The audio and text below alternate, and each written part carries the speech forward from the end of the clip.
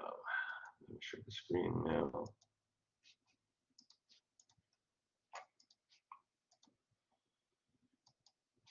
Okay, so today what we're going to focus on here today, of course, obviously we're gonna finish the second half of the chapter. So we might need to take a little bit extra time to go through everything, but obviously what we're going to focus on here is the structure of Congress, how Congress does their job, some of those other duties and responsibilities that we touched on briefly in chapter 2, but we'll go more into detail in terms of how they, how they accomplish their responsibilities. So we'll take a look at, the committee system, and because basically the committee system is pretty much how Congress does their job, and I'll explain why it is. Of course, we're going to take a look at, so all this that we're going to start here in terms of the organization of Congress. We're going to take a look at the role of political parties. We kind of touched on this a bit when we covered the political parties chapter. Remember how we talked about that the political parties will determine who the party, who the leadership is going to be in Congress. We talked about how that the Speaker of the House is going to be the first question that you have to answer is, when looking at who the Speaker of the House is going to be, is which political party has the majority in the House. Same thing in the Senate, right? The Senate majority leader is going to be predicated on the political party that has the majority members within the within that chamber. So we'll talk a little bit more about that. We'll talk about, like I said, the committee system in terms of how this is pretty much how Congress does their work. I'll explain how the committee system works.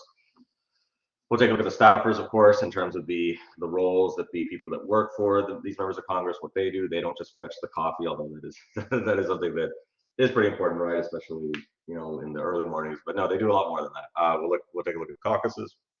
These groups of like-minded members of Congress, and and their roles. And of course, we'll take a look at the rules of the House and the Senate. That's going to lead us to the lawmaking process here. So. Okay, so let's start with the organization of Congress, party leadership in the House. Okay, so party leadership in the House is determined by members of Congress through party elections. So this is usually the first order of business whenever a new Congress gets sworn in, where the first thing that they have to do is they have to set up the leadership so they can also set up the rules for for the specific chambers, right?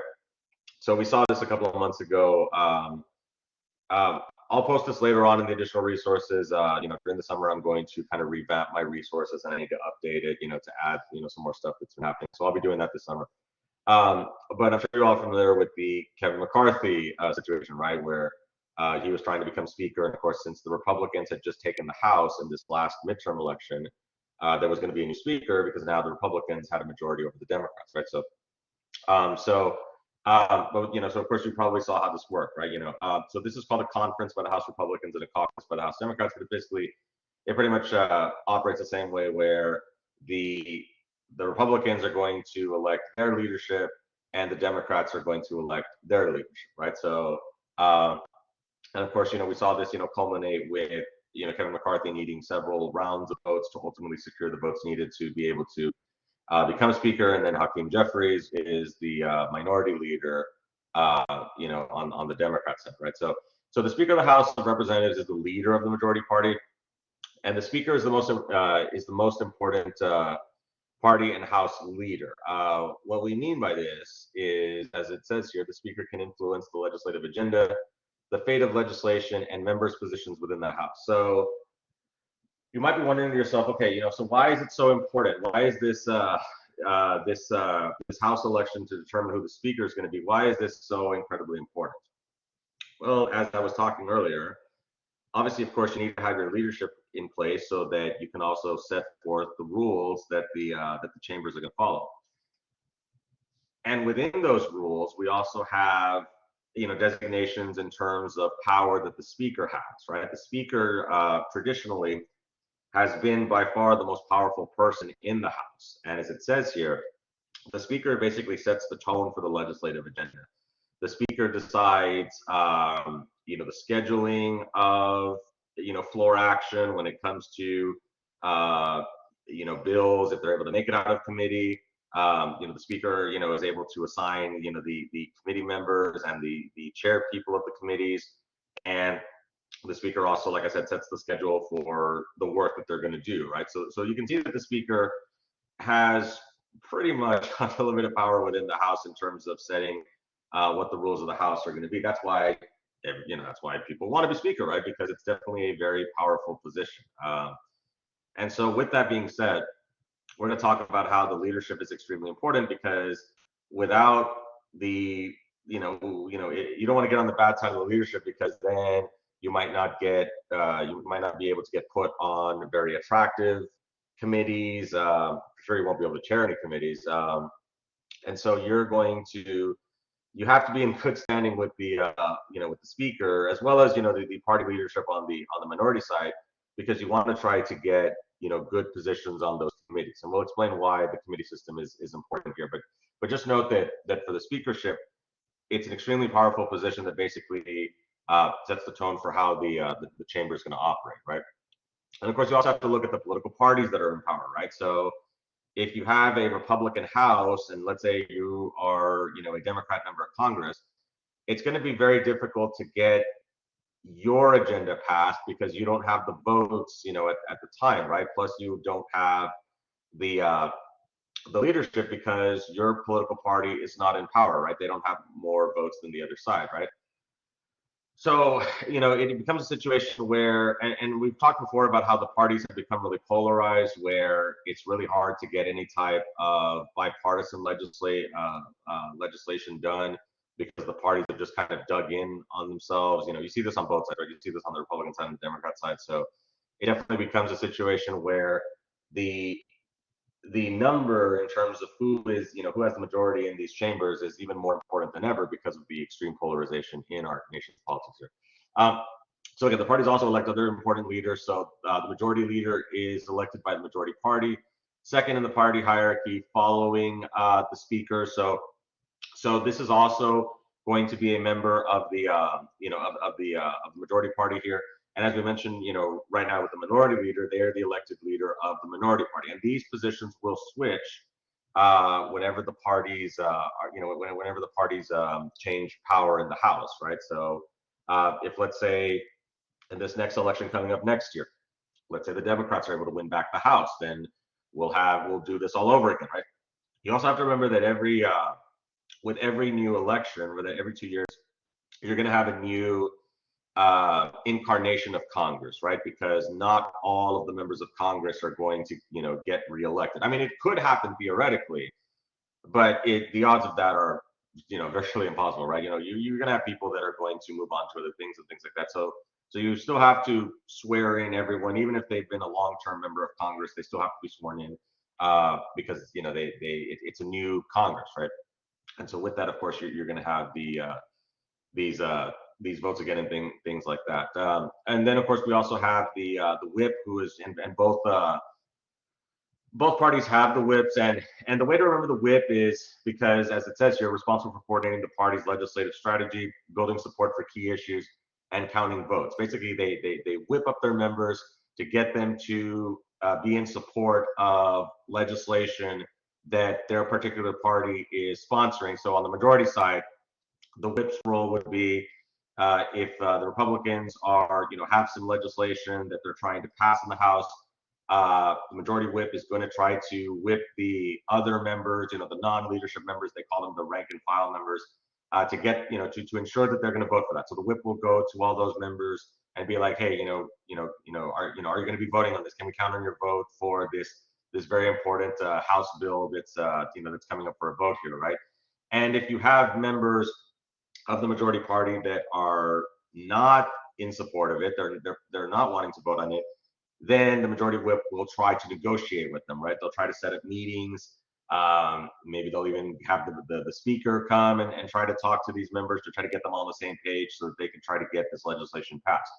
On the opposite side, the minority whips also whip up their members, but they'll do it in an opposite fashion where the minority whips will be like, hey, like, can I count on you to vote against this bill that the Republicans are sponsoring, right? So they kind of whip them up, in opposition to what the Republicans are doing. And you see this a lot more nowadays because of the extreme polarization and the lack of bipartisan support in Congress. So the whips, that's what they do. Basically they get everyone together, to vote, along the party line, so to speak, right? Either in support of something if it's introduced by the majority party or against it if it's introduced by the minority party, right? So kind of understand, that's what their main role is. We also have some ceremonial positions such as the president pro tempore. The senator with the greatest seniority in the majority party is designated as the president pro tempore. This is primarily a ceremonial position in that they don't necessarily have any type of real formal power. It's just kind of like a recognition, for their service and things like that. Although recently there was a situation where the previous president pro tempore in the Senate was a gentleman by the name of Patrick Leahy. He was the former senator from Vermont. He retired recently, and he was the president pro tempore. And he was in the spotlight a couple of years ago because in the second impeachment of former President Trump, normally it's supposed to be the Chief Justice of the Supreme Court that oversees the impeachment process, which with the first impeachment, it was Chief Justice John Roberts.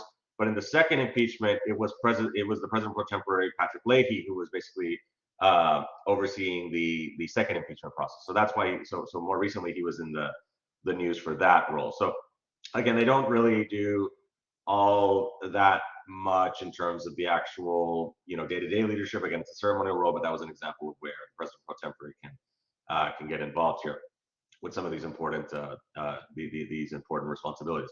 But the real power lies within the majority leader and the minority leader, right? So in the Senate, it operates on a similar way that we see in the House, where the Senate doesn't have a speaker, but they have majority and minority leaders, right? So so in the Senate, of course, we have Chuck Schumer, the Senate Majority Leader, and Mitch McConnell, the Senate Minority Leader.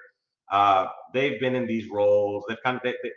These two have kind of flipped back and forth, where when the Senate was under control of the Republicans, Mitch McConnell was the Majority Leader, and then Chuck Schumer was the Minority Leader. But now that the Democrats have a slight majority, it's a 51-49 majority. Now, technically, there's not 49 Democrats. There's 47. I'm sorry. There's not 51 Democrats. There's 49 because you do have two independent senators, Bernie Sanders and Angus King, but they caucus with the Democrats. So for voting purposes, they're lumped into the Democrat side, but technically they're independents. But the point is that that's where the majority comes from, right? So both of those, so Chuck Schumer and Mitch McConnell kind of flip back and forth in terms of their leadership roles.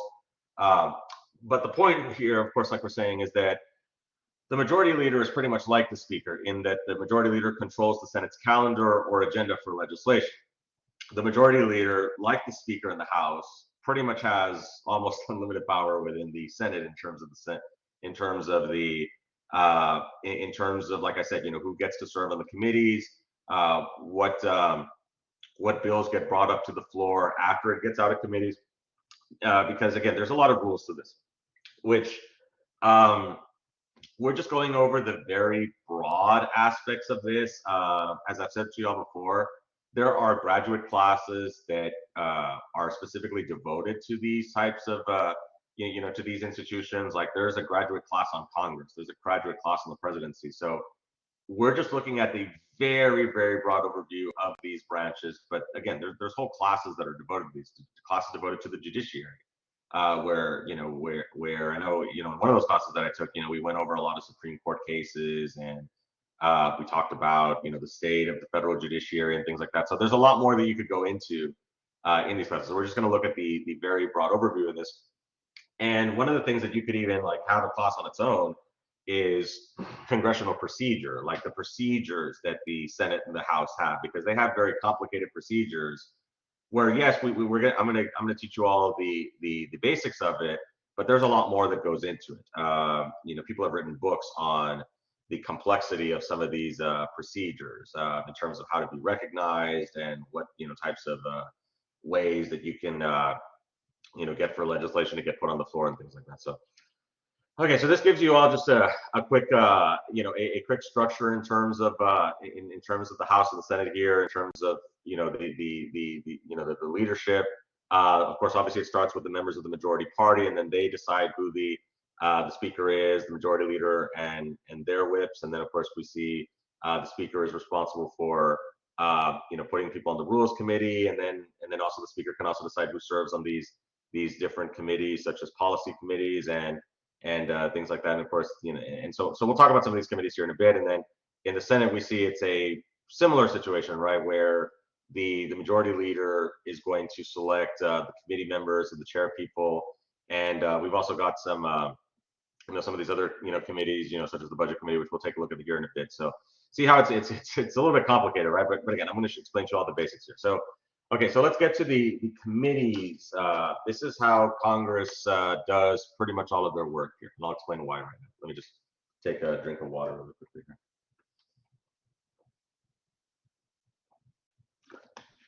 There's a lot of information in this chapter here, but let's go ahead and continue. So, excuse me. You can tell it's the end of the semester, right? So when we look at the committees, party leadership determines the committee assignments, right? And so there's 4 types of committees we're going to take a look at. The committee system comprises standing committees, select committees, joint committees, and conference committees. Now, the standing committees, of course, are the ones that generally get the most attention and also get the most the most importance here, which we'll explain why.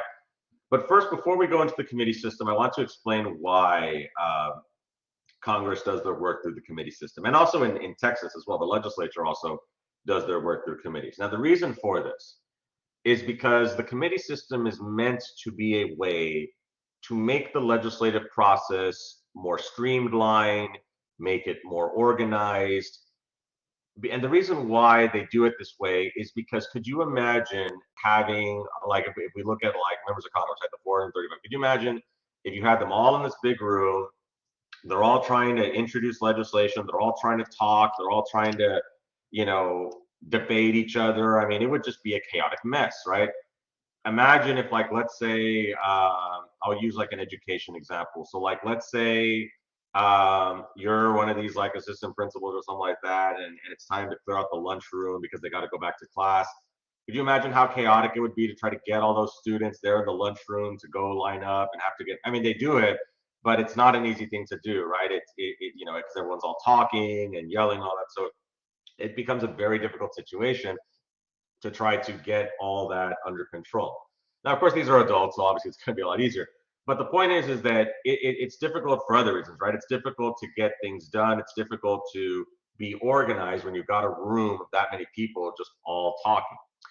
So instead, what they do is they send everyone to these committees. So normally Congress does not meet as a group all that much. They're only going to meet together whenever a bill is has a chance to become a law, right? Where they're actually going to have a vote on a bill. But for the most part, the the members of Congress will spend a lot of their times in committees. You've probably seen some of this video, right? You'll see like where the members are sitting there all in a row at the front of the room, and they're like on a podium, a long podium, and then you've got someone on the other side who's speaking into the microphone because they're testifying in front of the committees, right? You see that a lot of that, right? That's where a lot of members of Congress do their work, is through the committee process. And of course, we're going to talk about what they do in the committees, but I want you to understand why they do it that way, right? Because it's also kind of like where, if any of you all have gone to like a conference, conferences are, you have like a general assembly, right? Like maybe like at the beginning to welcome, to start the conference. And then throughout the rest of the conference, you have people going to different rooms because they're going to like, workshops and presentations and sessions and things like that. That's a similar way that Congress is set up, right? Where everyone is over there in their separate rooms and their committees, working on what they need to work on, right? So that's why the committee system is set up the way it is, because it's meant as a way to streamline the process. Now, let's get to the standing committees really quickly. Now, the standing committees are looked at as kind of like the most important committees. These are the permanent committees in Congress with the power to propose and write legislation that covers a particular subject. And this is the main reason as to why the standing committees are so important, because unlike the rest of these other committees, the standing committees are the committees that actually introduce legislation. They actually come up with the bills, and they're the ones who actually can have these bills actually try to make it to the floor here. So let me explain how this let me read through this first, and then I'll explain how the process is. So standing committees are the most important congressional arenas for policymaking. The most important standing committees are those in charge of finances, right? Such as the Appropriations Committee, the Ways and Means Committee, the committees that deal with money are the ones that are the most important, because as we've said before, um, the government's not going to be able to do anything if they don't have the money to do it, right?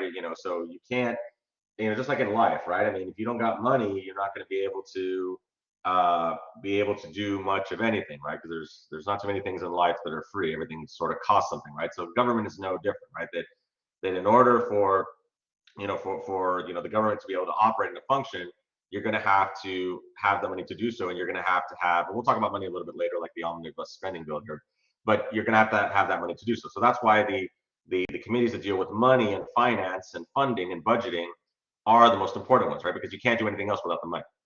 Most standing committees are broken into specialized subcommittees. Um, so you see this when it comes to, like, an example would be like, let's say if you've got the education committee, you might break them down into like a K through 12 subcommittee and a higher education subcommittee, because even though they're both education, K through 12 is a different type of education compared to higher ed, right? They've got different responsibilities, different measures of accountability. So it would make sense, there's both education, but it would make sense to break them up into those different subcommittees, right? Now, going back to what we're talking about in terms of, the arenas for policymaking. Now, the standing committees are going to be comprised of committees that deal with the major policy responsibilities of government. So if you think of things like the military, if you think of things like, so we've got the foreign affairs committee, right? We also have the health committee, right? We're gonna, these are the responsibilities that government has, right? When it comes to health, education, national defense. We've got, and agriculture as well. There's all kinds of, all of those different responsibilities that government is responsible either directly or indirectly through the regulation. That's why you're going to have standing committees, right? Because these are things that the government is always going to have to be responsible for in some way, shape, or form.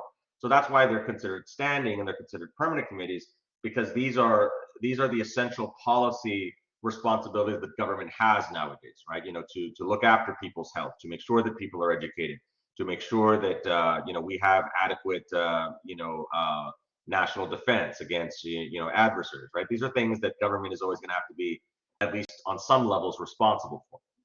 And of course, another important power is to conduct hearings and launch investigations, like I was talking about a little while ago, right? This is where you have, you'll have them, the members of the committee all sitting there and asking questions of, the people that have, that have come forward to testify, right? And the testimony that's given in front of committees, it's not always like a bad thing. It's not always having to deal with like an investigation where they're trying to investigate something. But it could also be hearings based on, the committee wanting to learn more about this bill that they are working on, right? So an example, let me see if it talks about it here, but I don't. Okay, all right. So we'll get to the list of the committees here, and then I'll explain. Well, let me explain a little bit further in terms of what I'm saying. So let me give you an example. So, like, let's say you've got the education committee, someone has introduced legislation that deals with the student loan issue, right? So I'm sure you all are familiar that there's a lot of, issues, with student loans and lots of students having a lot of debt. So let's say someone has introduced legislation dealing with that. Maybe someone has introduced legislation to lower the interest rates that, that the student borrowers have to pay. So if you have the committee that's looking over this, one of the most important things that the committee can do is that they can invite experts in this field, right? They can invite financial aid directors from colleges and universities. They can invite college presidents. They can invite students that, maybe some students that have a lot of student loan debt. And the reason why they're doing this is because they want to get more information, and they want to learn from these experts and people that this bill would definitely affect, to try to see if that can help them either pass the bill as it is, because the way it works also is that when a bill gets introduced, it has to go to its specific committee, which we're going to talk about that here in a bit when we get to the lawmaking process. Then the committee has to analyze it, right? The committee has to look at it and be like, okay, so what are we going to do with this? Now, the committees don't have to take it up. They could just be like, nah, we're not going to bother with this. But if they do pick one that the committee does want to work on, then it would make sense for them to get testimony from experts, from people in the community that this bill would affect, and then ultimately make their final decision, right? And the idea is that they might make some tweaks to it, they might make some changes to it, which is called marking up the bill, which we'll talk about that here in a bit. But yes, but their point is that they do hear, they do have these hearings that will that will assist them in the lawmaking process, as well as hearings, trying to, when it comes to like investigations and things like that. Let's say an example would be like, let's say there, I know like recently there's been issues like with the airlines, right? Like I think there was that issue with Southwest, right, last year during during the holiday break, right? So I don't know if y'all remember that, right, where a lot of people had their flights canceled. And so, that could be an example where Congress might want to investigate that, right? Hey, what happened, Southwest? Why were all their flights canceled? And why did people have to spend all this money to try to get back home? So that could be an example of an investigation, right? So again, these are the listings of the House and the Senate committees here. So again, as you can see, right, a lot of this deals with the major policy responsibilities, right? So we talked about, foreign affairs, foreign relations, armed services, like we mentioned here, banking, housing, urban affairs, agriculture, forestry. So you can see how these are the major, commerce, science, transportation. These are the major public policy responsibilities that Congress is responsible for. And of course, we have also got the Rules Committee here in the House. And of course, and so we'll talk a little bit about the rules and how they set up. Again, there's a lot of stuff that we could go into here. There's so much that we can cover in Congress. I mean, like I said, there's a whole class at the graduate level that's devoted just to Congress alone, where they actually go over each of the individual committees. So we don't have time to go over all of them. I'm just giving you all a brief overview. Now, the select committees are set up to highlight or investigate issues that fall outside of the jurisdiction of existing committees. They are formed temporarily to focus on a specific issue. They cannot present bills to the chamber and can only hold hearings to investigate particular problems. Now, a select committee is a special type of committee that is temporary because these types of temporary issues don't happen all the time, right? So if you've got a really, important issue that doesn't happen every day, that needs the attention of Congress, then Congress can set up a select committee, to investigate this particular issue. So the best example, of course, the most known example is the select committee that is responsible for ultimately deciding whether president should be impeached, right? The select committee is formed to investigate the allegations, look at the evidence, and then ultimately make a determination as to whether the select committee is actually going to enter in the articles of impeachment, right? So that's an example of select committee, right? Because it's not every day that the president gets in trouble, right? Other examples would be like 9/11, right? There were select committees dealing with, that disaster and why did it happen? Did the government, could the government have done more? Were there breakdowns in security, right? And of course, as you all are familiar with what happened in 9/11, this is the reason why we have the TSA now, where originally airport security was handled by private companies, but now we have the federal government. They have, security personnel that go and inspect people before they get on the planes, right? That was the result of 9/11, right? So the select committees are important because, like we said, they're temporary. They focus on specific issues, and usually these issues are like, pretty important. Like the president's conduct is definitely important. And again, they can't present legislation because that's not their role. Their role is not to make laws. Their role is just to conduct investigations, right? Okay, so then the joint committees. The joint committees, these are committees that deal with the everyday upkeep of, like of Congress, like the Capitol, and all the inner workings of, the actual, of the actual building itself. So the joint committees are formed for members of both the House and the Senate. So this is an example of a committee that houses both members of the House and the Senate. So four such committees are the Economic, Taxation, Library, and Printing Committee. Joint committees are permanent, but they cannot present legislation because, again, these committees deal, like I said, mostly they deal with the upkeep of of Congress as a whole.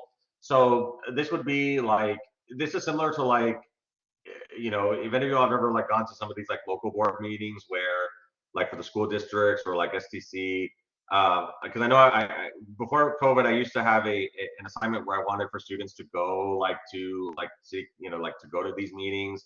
Um, and so the students, they talked about how they were kind of boring because they were just talking about like, oh, we're going to approve funding for a new fence or a new, we need some maintenance on some buildings, right? Really, really fascinating stuff, right? But it is government in action. So that's what these joint committees mostly focus on. They mostly focus on, some of the upkeep here. So it's an example would be like, responsible for the Capitol Police and how much money that's going to cost. Maybe updating security cameras in the Capitol. And so the joint committees were very busy after January 6th, unfortunately, because of all the damage that had been that had gone through. Which of course there was also the select committee for that incident as well. But the joint committees came in to actually deal with the upkeep, right, and the repairs and things like that. So they handle like the mundane day-to-day stuff. And then let's take a look at conference committees really quickly. So these are also joint committees used to reconcile differences in legislation passed by the House and the Senate. And we will talk about this when we get to the lawmaking process right here in a bit. But basically their job is to try to reconcile differences between two versions of the same bill. And of course, I'm going to explain what that means here, right? So temporary committees whose members are appointed by the Speaker of the House and the presiding officer of the Senate. Um, the book talks about how conference committees don't really have as much of a role today, as opposed to, several decades ago. And the reason for this is because the leadership within the Senate and the House have kind of taken on the role of the conference committees where they've been a little bit more hands-on. What I mean by this is that the way the system originally worked was if you had disagreements on the same type of bill, then it would go to the conference committees, and then they would have to reconcile those and then send them back to the House and the Senate, after they basically. Well, I guess let me just kind of explain it a little bit more detail. So when you have legislation that's introduced, you're going to have these changes that are going to be made, right? By they call it marking up the bill, right? So you could have a situation where, and this is usually going to happen, where the Senate and the House they got let's say the bill starts in the House, it gets passed in the House, and then it gets to the Senate, or vice versa. There's a good chance that the next chamber that gets the bill is probably going to want to make their own changes, right? They're not going to just be like, yeah, sure, we'll go with what the House is saying, or sure, we'll go with the Senate is saying. They're going to want their own input, right? They're going to want their own, alterations and additions and things like that, amendments to it and things like that. So that's going to require for the bill, because now it's the same bill, but it's basically two versions of it. It's going to have to go to the conference committee so they can iron out those details, do some negotiation, and then basically come up with a brand new bill that takes into consideration those compromises and that negotiation that was going on in the conference committees. Then it goes back to the chambers, and then they have to vote on it. So they still do that, except that it's not necessarily the conference committees that do the negotiating now. It's the House and the Senate, the Speaker of the House and the Majority Leader. They're the ones who now do the negotiating instead of the conference committees. And the reason for this is because this is basically, I don't want to say it's a power grab, but the leadership basically feels like, well, what do we need the middle people for? We'll just do it ourselves, right? We'll negotiate. We're the leaders. We're the ones who have the leadership in these respective chambers, so we'll meet. So this would be an example where, back when the Democrats had the House and the Senate, you would have a situation where Nancy Pelosi, the former speaker, would meet with Chuck Schumer, and they would negotiate themselves instead of having the conference committees who would. So they kind of cut out the middleman, so to speak, right? So that's why they do it, right? So and that's why it's so they ping pong legislation back and forth until they come to an agreement here, right? So we'll talk about why the lawmaking process is very arduous. Okay, so seniority, of course, the major factor in committee assignments. The most senior members of the majority party typically chair committees. However, the principle of seniority is not absolute. Newt Gingrich, when he became Speaker of the House after the '94 election, this was the first time that the Republicans had taken the House in many, many years. Going back to even before FDR.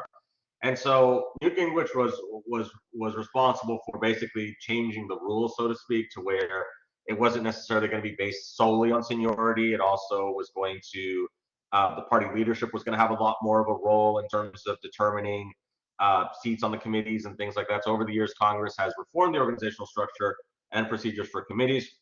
Reforms are sometimes being made for efficiency, sometimes for political consideration.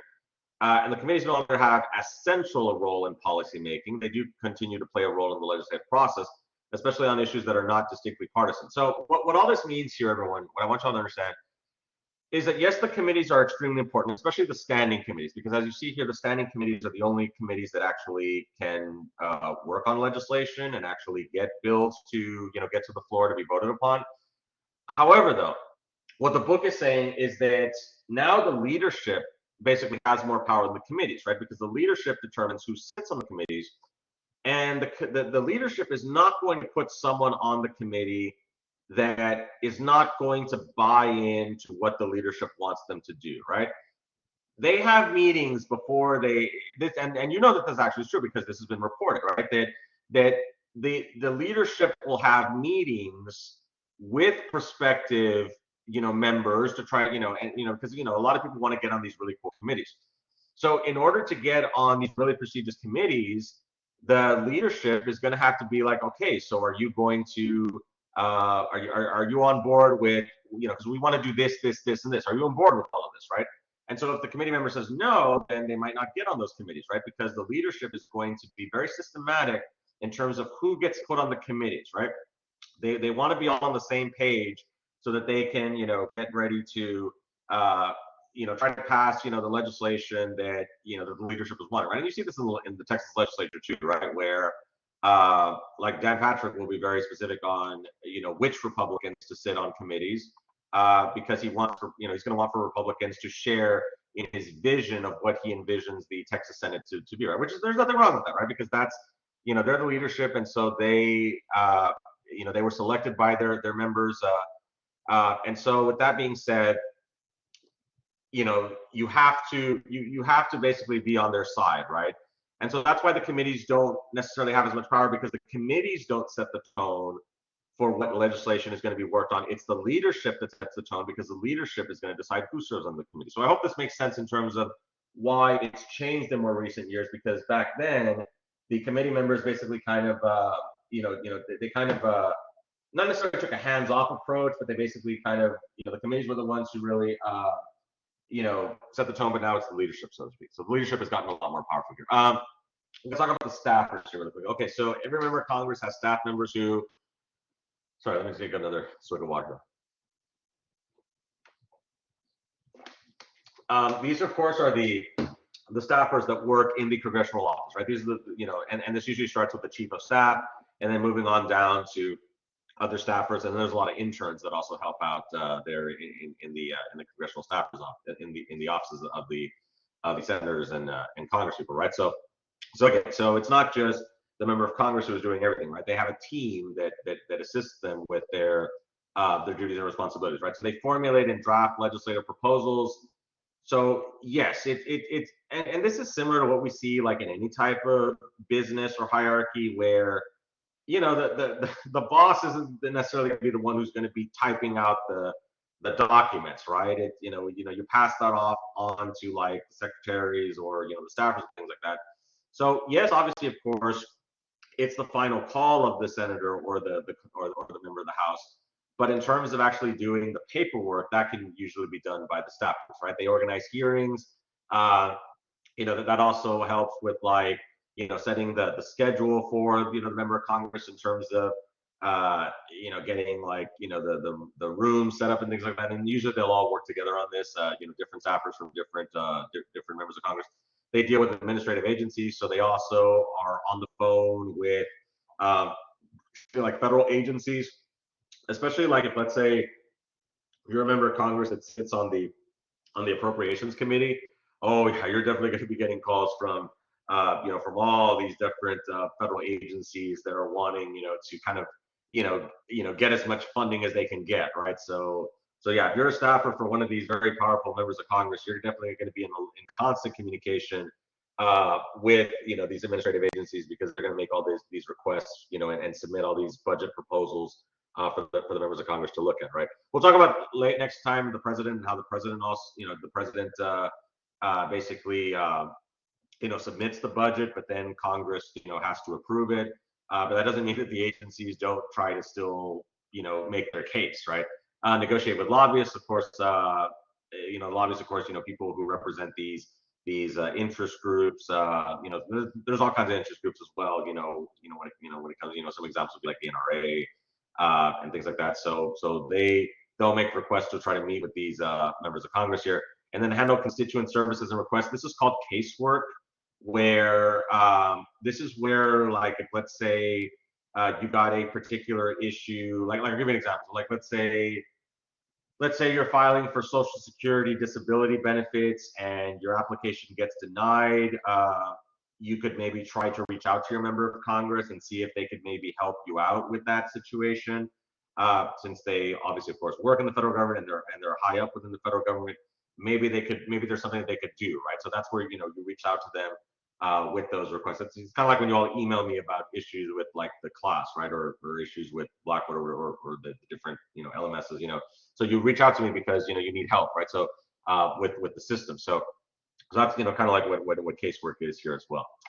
Okay, so staff agencies, of course, provide the legislative branch with the resource and expertise. So let's take a look at some of these staff agencies. So basically, the role of staff agencies, again, is to provide assistance to the members of Congress, right? Especially when it comes to research, because not every member of Congress is going to be an expert in everything. In fact, I mean, that'd be very rare to find, right? Someone who is an expert on all of these types of policy issues.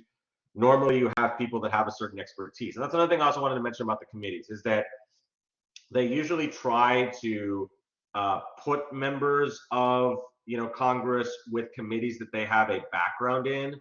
So an example would be like the Judiciary Committee, where the people who serve on the Judiciary Committee are members of Congress who are attorneys. They've practiced law. Maybe they've been district attorneys before. I know like Kamala Harris. Before she became vice president, she served on the Senate Judiciary Committee, and I believe she was a former prosecutor in the San Francisco area, right? So she's got that that law background.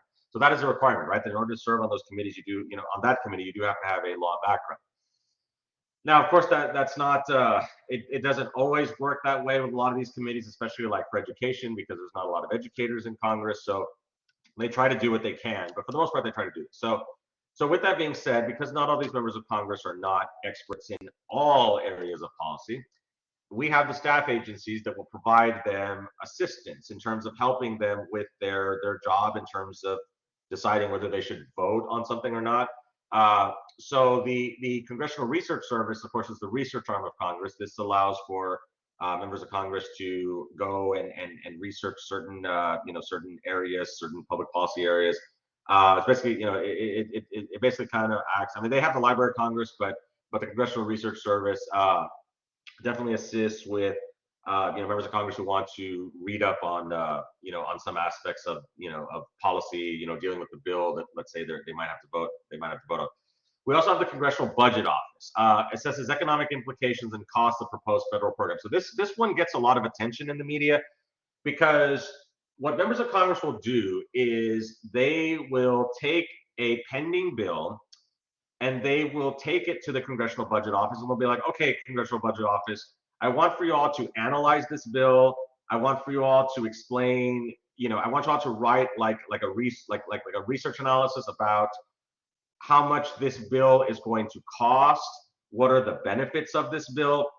And they also do it on the flip side, on a negative way, where members of Congress will also be like, okay, Congressional Budget Office, we want for you to research this bill, and we want for you to explain the implications of passing this bill. So an example would be like, if let's say, let's say Congress wanted to pass a bill that would, cut funding for like CHIP or something like that, right? That's a federally sponsored healthcare program, for children.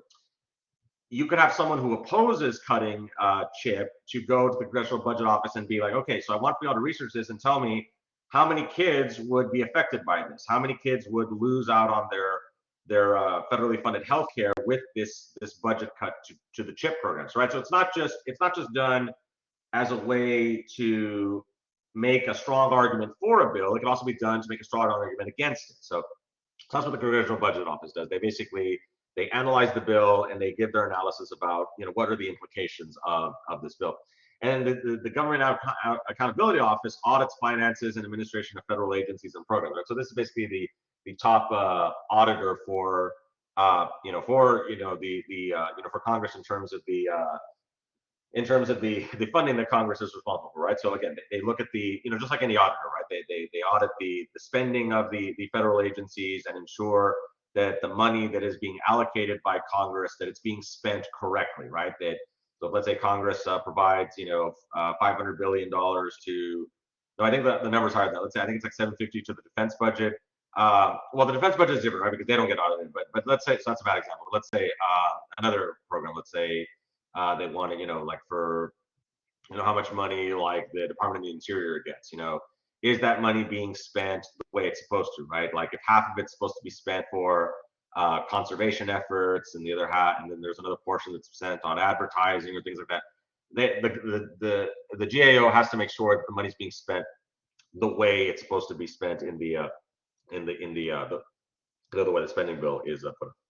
Okay, so I know we're almost running out of time here. Let me see if we can kind of speed this up a little bit. Okay, so congressional caucuses. Let's take a look at the caucuses really quickly. These are unofficial organizational structures. So,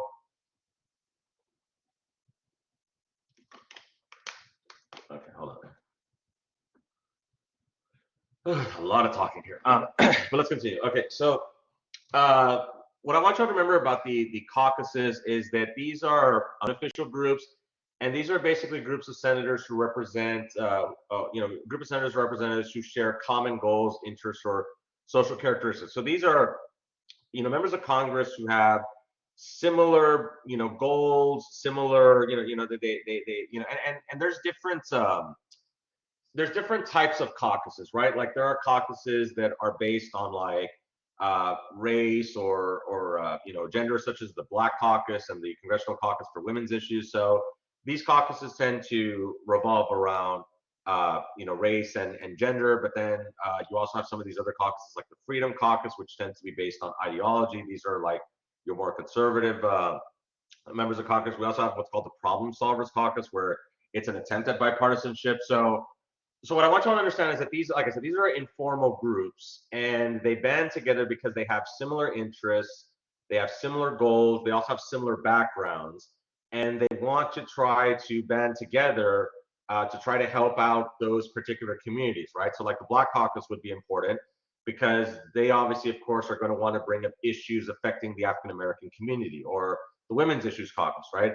Their main goal is to advocate for women's issues, right? And issues that, maybe have not been gotten the same attention that this group feels that they should get, right? So understand that the caucuses, again, these are groups of, congressional caucuses at least, because we've talked about caucuses before, like in the primary system, but a congressional caucus, which I know that's a little bit confusing, right? Because they're the same name, but they're the same in that it's a group of people, right? That's what a caucus is a group of people.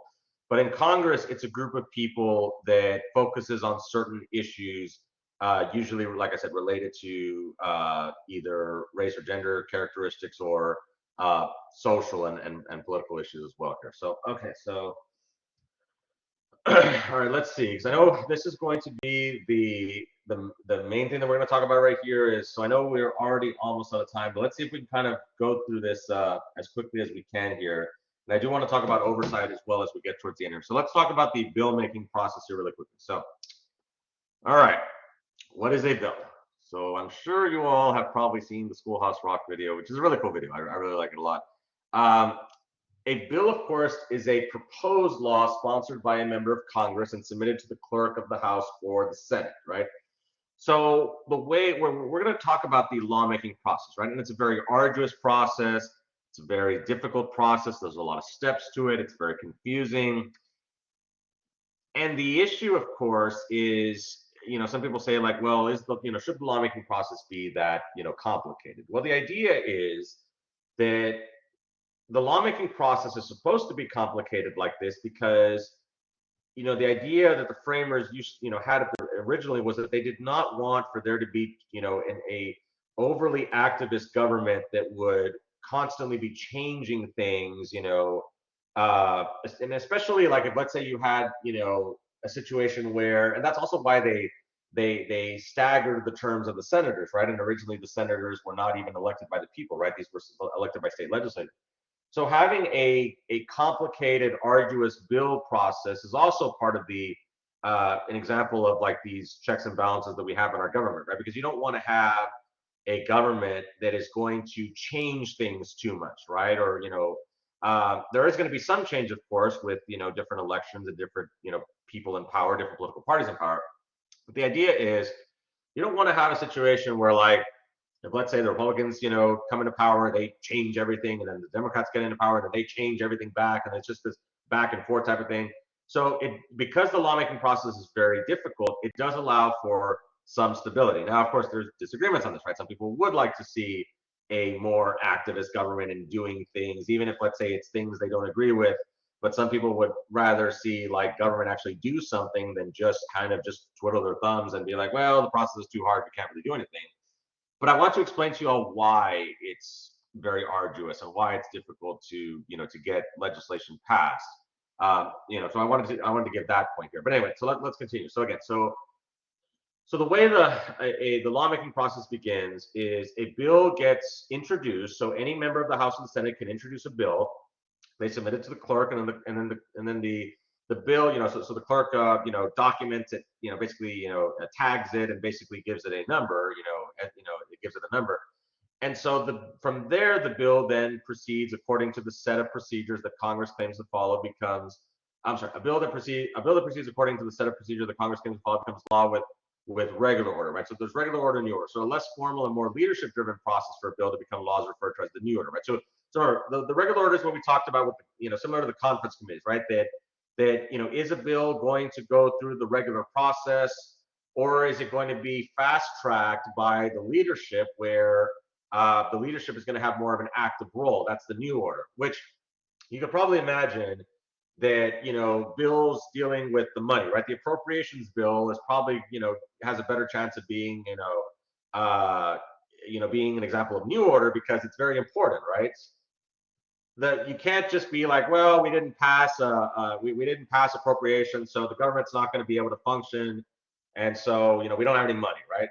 Well, no, you got to get that done, right? You got to work on that first before you do other things, right? Because again, without money, you can't really do anything else. So the really important bills, like the appropriations bill, definitely is going to probably be going to be it's going to have the leadership hands all over it, right? So there's a good chance it might be in the new order because it's very special and it's very important, right?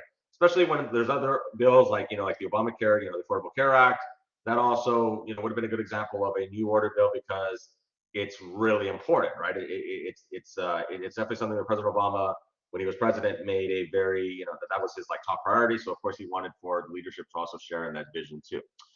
As you can see, look how confusing this is. Look at this. I mean, like look at this. Like look at all the different steps it has to go through.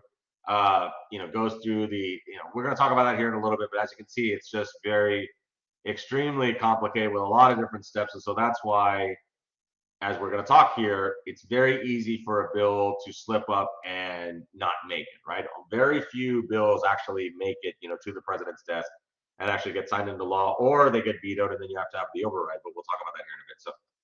So let's talk about this here in a bit. So bills can originate in either the House or the Senate, right? So now again, I mentioned how the appropriations bill do have to start in the House because that's in the Constitution article. That's in the Article 1 dealing with Congress. But for other things that don't have that distinction, they can start in either the House or the Senate. So once a bill gets, once it goes through, like I said, in the House they have the Rules Committee. So anyway, so that of course goes through, once once it gets marked up. But we'll talk about that here. So committees, of course, hold hearings, as we mentioned, right? They hold the hearings, listen to expert testimony, and amend proposed legislation. We talked about this earlier, right? That if you have a bill that deals with a particular topic that the committee wants to get more information on, they will ask for experts to come and testify, give their thoughts on this bill, see what they think, and then from that testimony, the committee members can decide whether to make those recommendations, right? Because that's the point of the hearings, right? Is to get more information, get more expert knowledge and analysis. And from that knowledge and analysis, ultimately decide, whether they want to, because they don't have to follow through with what the experts are saying, but the general idea is you would want to do that, right? Because these are the experts in those fields, and so it makes sense that you would want to try to listen to what they're saying and take that into consideration when you ultimately decide what you do with this bill. So in the committee markup sessions, members rewrite the bills to incorporate changes discussed during the hearings, right? So with that information that research and information that was provided to the committee members, they'll make their changes, right? Where they're marking up the bill. So now the bill is going to look different from when it started because of the committee testimony that they heard. In the House, bills must pass through the House Rules Committee, which determines the rules that will govern floor action for the bill. Another thing that I also want to mention to you all is that you probably have noticed this, that the House is a lot more strict when it comes to rules and regulations, and there's a lot more red tape. There's a lot more things you have to do in the House, whereas the Senate, they have a little bit more leeway. They're not as constrained to the rules and procedures, right? There's a lot more rules in the House than the Senate here. A closed rule limits or prohibits the introduction of amendments, while an open rule permits floor debate and amendments, right? So so in a closed rule, the members, once it gets to the floor, they cannot make any changes to it. But the open rule does allow, because it's not just the committee that makes changes, right? When a bill gets to the floor, members of the House or the Senate, depending on where it's being debated, are also going to want to make changes to it, right? They're also, they also are going to look at the bill and they're going to be like, hey, I want to make an amendment to this. I want to add, an amendment is basically make a change, right? Or I want to add this, right? I want to add this to this bill, right? And here's why. So it depends on so it depends on, here in the House, it depends on, whether this bill is a closed rule or an open rule. Okay. The Senate, they're not constrained with that. The next step in getting a law passed is debate on the floor of the House and the Senate. So the Speaker of the House and the President of the Senate have the power to recognize individual members who wish to speak on the floor during the debate. This is probably what you've seen on C-SPAN, where you've got the different members. They, the gentleman from Texas will be recognized for 2 minutes or whatever, things like that, right? They'll talk about that. They'll schedule who gets to talk, how much time they have, and there's a lot of procedure that goes into that. In the House, virtually all the time allotted by the Rules Committee for debate on a given bill is controlled by the bill's sponsors and by its leading opponent, right? So again, it would make sense that the people who are responsible for the bill would definitely have, the power to be able to determine how much time people can speak, as well as the leader of the opposition to it, right? So that would also make sense, because you also want to give time to the opposition to be able to explain their viewpoints on the bill. So, so they try to organize, right? They try to organize, because obviously, of course, the bill sponsor is the top proponent for it, because it's their bill, right? They're the ones who introduced it, right? So it's their bill. So obviously, of course, it was their idea. So they'll be the ones to kind of lead the support for it. And then the leader who opposes it would also gather, the opposition. In almost every case, these two people are the chair and the ranking member of the committee that process the bill, or those they designate, right? So of course we also see this as well here, that that we also see that the people who are in charge of the actual process, right? When we look at the chair of the committees, right? Because you have the bill sponsor, but you also have the chairs of the committees, because for them, they also make the argument, hey, this is also their bill too, because they made changes to it, right? So again, there's a lot of this, back and forth in terms of, who has, I guess, more authority to, with the bill. It's very complicated. So I'm not asking you all to understand all of this, but I just want for y'all to get a sense of how there's a lot of structure in this, right? There's a lot of structure to this in terms of who is going to be responsible for advocating for the bill once it gets to the floor, right?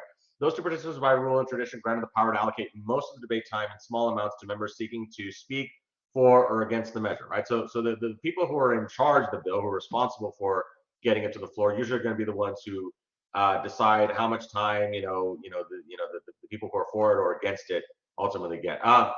The Senate allows unlimited discussion. So again, in the House, they have more limits. The Senate does not have these limits until they vote for cloture, which is basically to close. That's why it's called cloture. Think of it as cloture, closing. The Senate allows a limited discussion. It requires 60 votes to end a filibuster via cloture. Now, some of you have probably heard of the filibuster here, that the filibuster gets a lot of attention. it's almost taken like this mythical. It's almost taken like kind of like this mythos where you've got one lone member who's basically just talking for hours and hours and things like that. It's a little bit more complicated than that nowadays, but we'll talk about kind of how it is. So the filibuster is a tactic used by senators to prevent action on legislation they oppose. This is done by holding the floor and speaking until the majority backs down, right? So this is where we tend to, a true filibuster is where we do see one member continue to talk in the Senate. Again, this is only in the Senate. The House doesn't have this, but the Senate has this where, and I've included videos like where Ted Cruz, like it's funny because these people who engage in the filibusters, they don't necessarily have to talk about the bill. In Texas, they're a little bit more strict on that, where you actually have to talk about the bill. But in some of these cases, you like again, this happened several years ago where Ted Cruz decided to hold one of these filibusters where he was talking about like green eggs and ham, Duck Dynasty, a lot of pop culture references of the time. So that's kind of funny, right? It kind of gets this life of its own where it's like they're not even talking about the bill, right? They're just and all of that has to be in the record. So it's pretty funny. But once given the floor, senators have unlimited time to speak, and it requires a vote of 3/5 of the Senate to end a filibuster. So right, and so this is why, and you probably heard about this, where a lot of people have said, do we really need the filibuster? It kind of holds up the process because the idea is that you do need 60 votes in the Senate to actually move forward with the bill. Not for everything, though. There have been carve-outs to the filibuster. What I mean by this is there are exceptions. Like one example is that you don't need the 60 votes to confirm Supreme Court and federal judge nominations. Now you just need a simple majority. So they make exceptions to it, right? There are some exceptions to the filibuster where certain areas do not need, need the 60 votes here. The filibuster is not the only tactic to block debate, though. Senators have almost unlimited ability to propose amendments to a bill. Unanimous consent is needed to stop the introduction of amendments, and senators can also place a hold on a bill to delay debate. So the way that so talking for long periods of time might not necessarily be the most prudent way to do things, especially because a lot of these senators tend to be rather old. So instead, what they might do is they might try to kill a bill by doing what we call poison pills, where they'll put all these outlandish amendments that no one would, in their right mind, agree with. So they're trying to put these poison pills in so that it pretty much dies because no one's going to agree to some of the stuff they're putting in there. Or maybe they'll put so many of these amendments that it just becomes a hassle to get it done. And then also placing this hold on the bill to try to hold up the process. Right? So there's a bunch of different strategies that the senators can engage in, right? So after debate ends, leaders schedule the bill for a vote on the floor. Legislation rarely comes to the floor unless it's certain to pass. This is very true, right? Because almost all legislation, let me explain how this works. That the voting is usually a formality because the leadership is not going to waste time trying to bring something up to the floor if it doesn't have the votes to pass, right? They just don't bring it up, right? Then then they take more time, right? They try to get more negotiation. They try to see if they can, like I said, the whip does this, right, as well as the leadership, right? They go and they try to whip up those votes in support of it, right? So until they get confirmation from their members that they have enough votes to secure the passage of this bill, they're not going to bring it up to vote because it looks really bad when a vote fails. It doesn't happen very often, but one time that it did happen, and I do have this in additional resources, and I remember this because I was watching this live on TV. There was a dramatic vote several years ago. Some of y'all might be familiar with this. It was when the Republicans got in power, Trump had just become president. The first thing that the Republicans were trying to do was they were trying to repeal Obamacare, the Affordable Care Act. This was something that Republicans have been trying to do for many, many years. And so they finally had a bill that was up on, in the Senate to be voted upon. And there was a lot of drama because the Republicans didn't have the votes to pass it. They did not have the votes to pass it. A couple of other Republican senators had said no, they weren't going to vote for it. They were going to vote against it. So they didn't have enough votes, and so they brought it up to the floor, and they were trying to negotiate in real time. They were trying to get some of these senators to change they were trying to get them to vote. One of them in particular was the former senator from Arizona, the late Senator John McCain. And again, you see this in this video, and McCain wouldn't last very much longer because he was already dying of cancer, unfortunately. But there's a video where he gives the dramatic thumbs down, no votes, and that caused, and nobody knew how he was going to vote. And so he gave the dramatic thumbs down vote. It's the most dramatic thing I've ever seen in Congress in my life, right? It was really, really fascinating to see because nobody knew how I was going to vote. So then there's a gasp, like everyone is like, oh my God, like everyone, like they're gasping because, that pretty much meant that Obamacare was not going to be repealed. And so that's an example of how that doesn't normally happen because normally the leadership won't bring up something up unless they have the votes for it. So it's interesting. Go back and look at it. It's really interesting to see. And then historically, members of Congress must be present to vote. However, due to the COVID-19 pandemic, House rules were changed to allow proxy voting so that most members could remain home during the pandemic. When it first started, the Senate rules continue to require senators to be present to vote. So they, and that's kind of like how it is now. They've kind of rolled back some of these protections. Which I've got opinions about that, but anyway, that's neither here nor there. Okay, so then let's. Okay, so I know it's 2:30. I want to see how much more time we have. On this budget. Okay, so let's go ahead and finish this here really quickly, and then let me see. Let me see how much more time how many of us are here. There's still 3 of us here. How are you all doing when it comes to how are y'all doing so far? Are y'all doing okay? I just wanted to do a quick check if you all are doing all right, or are y'all doing all right with what we're discussing right now? Is anyone already tired and wants to leave already? I just want to know if you all are okay with going a little bit longer.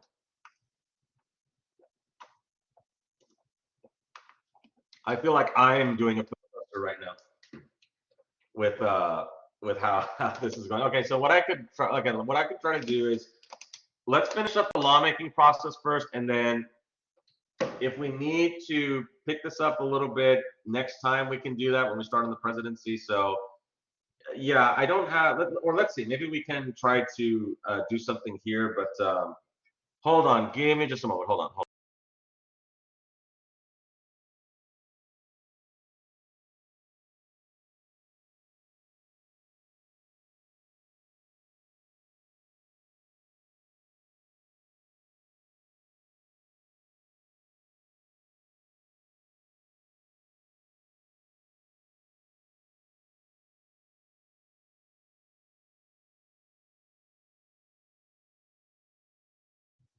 So let's see, what's this that you shared in the chat? Is this the John McCain thing? Yeah, that's it.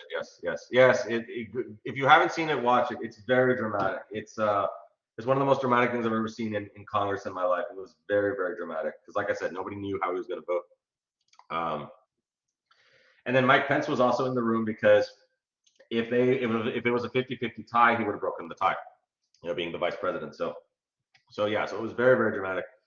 And then John McCain would pass away a few months later, I think. So he's no longer alive, unfortunately. He passed away, but anyway, but yes, it's yeah, definitely very dramatic. If you all haven't a chance to see it, go see it. But like I said, I feel like I'm kind of doing a filibuster myself. So okay, well, let's just finish on the lawmaking process, and then we can try to cover the last part maybe next time here. So okay, so really quickly, so after a bill passes the House and the Senate,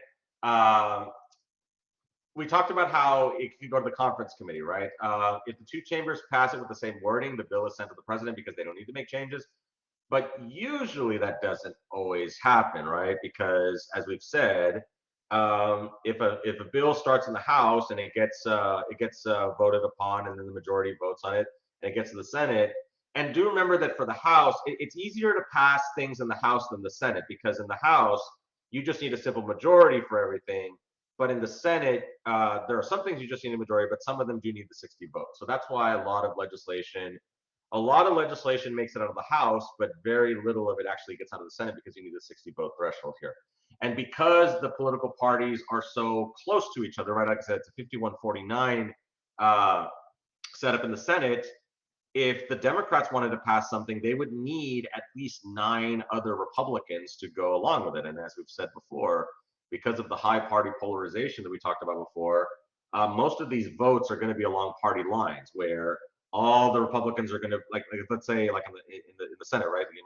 If the Democrats wanted to if they wanted to introduce something, it'll be like 51-49, right? All the 51 of the Democrats vote for it, all the 49 vote against it, right? Most of the time, that's kind of how it's going on, right? Same thing in the House, right? It's just the pretty much all the Republicans are going to vote for something and all the Democrats are going to vote against it, right? So that's why it's very difficult to get, because of the simple majority in the House, you can get stuff passed if you're a Republican, but in the Senate, it's going to be difficult. Plus, the Senate is democratically controlled, right? So if you got a Republican-sponsored bill coming out of the House going to the Senate, it's not going to get anywhere because the Senate is Democrat. So again, that's why it's very difficult to get much of anything done because of all these checks in place. So again, so if the bill passes with the same wording in the two chambers, then it can go to the president. But if it doesn't, then it goes to the conference committees, like we're talking about, right? If it is sent to the conference committee, the bill must be reconciled. And as we mentioned, the reconciliation is where we have the conference committee members of both the House and Senate. They compromise, they make changes to it, and then ultimately they basically come up with a new version of the bill. And then it must be approved by a vote of the full House and the Senate. Otherwise, it dies. Right? Basically, they're voting on a new version of the bill, and then they have to vote on it again. And if they don't, if it doesn't pass, then it dies there. If it does pass, then it gets to the president's desk. So the president is given 10 days to sign or veto a law. A veto is the president's constitutional power to turn down acts of Congress. Now, do keep in mind that the president can't make any changes to a bill, unlike the Texas governor who can make changes to the appropriations bill. But for the president, it's either like an up or down. Either they vote for it, they sign into law, or they veto it. If the president ignores it, it can also become law. So I'll get to the point right now here in a bit. Let me just finish this point and then I'll get to the chat here. So a veto, of course, is where the president turns down the bill that's brought to the president's desk. The presidential veto may be overridden by a 2/3 vote of each House of Congress, which is very difficult to do, but it has been done before. One of the last ones that I remember was during the Obama administration, where President Obama vetoed a bill dealing with I think it had something to do with could Saudi Arabia be held liable for 9/11 because a lot of the hijackers were Saudis. So President Obama was making like a foreign policy decision when he vetoed it, but then the Congress overrid it because they got a 2/3 vote. The War Powers Resolution is another example of a 2/3 vote where that was an example. We'll talk about this more later on, where Congress was trying to limit the power of the president to be able to send, active military into different countries. So they were trying to put limits on the president's ability to do that. So of course Nixon, who was the president at the time, of course he's going to veto it, because what president is going to on purpose limit their power, right? So it's not surprised that Nixon vetoed it, but then it was overridden by Congress here with a 2/3 vote. So if the president does not act while Congress is in session, the bill becomes law. So if the president just ignores it, it can become a law. And Congress, of course, can override a veto by a 2/3 vote in the chamber. But there is the pocket veto, which occurs when there are less than 10 days left in the congressional calendar. So if the president does not sign the bill into law before Congress adjourns, the bill dies. So the president keeps it in their pocket, and so that's why it's called a pocket veto. But this only happens if Congress if they adjourns, which it's a lot harder to engage, to do a pocket veto now, because Congress does go on vacation, like they will be on break, but they've done something to where they've kind of tweaked the rules where they'll make it to where like maybe like a few people stay behind, and they do like some sort of rotation where, okay, we need a few people to adjourn, but then we don't really do anything. So it's it's kind of like a way to kind of keep Congress in session technically, even though people aren't actually there. Which again, as we've seen, they can make their rules on that. I mean, another rule would be like, we need to meet quorum, because that's what happens in regular meetings. But I guess Congress, wants to kind of do their own thing, so to speak. But right, so that's why we don't necessarily see pocket vetoes too often. Okay, so let's go ahead and end here for today, because I know it's already going to be time. We'll see if we can finish the rest of this next time. We just have a little bit more to do. Let me check the chat really quickly. No light on veto. No, there is no light on veto, no, because not at the federal level, but in Texas there is. Yeah, there's no light on veto. So it's not like the president can go and say, well, I'll sign this if I make, if I make certain changes to it. Now, that doesn't mean that the president is not on the phone with people trying to make those changes informally, right? I mean, we saw that with Obamacare, right? President Obama did not introduce Obamacare because he wasn't in the Senate anymore. But a lot of people still call it, they still give it his name, right? Because it was his idea, right? So obviously he wasn't the one who introduced it or actually was in Congress to work on it, but it was his bill. He basically came up with it, in conjunction with a lot of other advisors, and he basically, asked for Congress to work on it. They didn't have to, but they did it, because that was when the Democrats had the majority, after the 2008 election. So yeah, no, if the president is going to have input in a bill, that has to be done through the process. Once it gets to the desk, it's already too late. The president has to basically just go with what's on their desk. So anyway, so with that being said, yeah, let's go to the end for today. We'll talk about we'll talk a couple more things next time, and then we'll get to the presidency. So yeah, we'll do that. We'll take a look, because I know it's already 2:40, and I know some of y'all need to leave already. We'll talk about oversight next time, and then we'll start on the president chapter. So okay, that's fine. So we're going to end for today. So y'all take care, be safe, and we'll see y'all next week. Okay, thank y'all so much for sticking around a little bit longer, and we'll try to finish everything that we need to. So thank y'all so much. Take care, and we'll see you all next time. Thank you.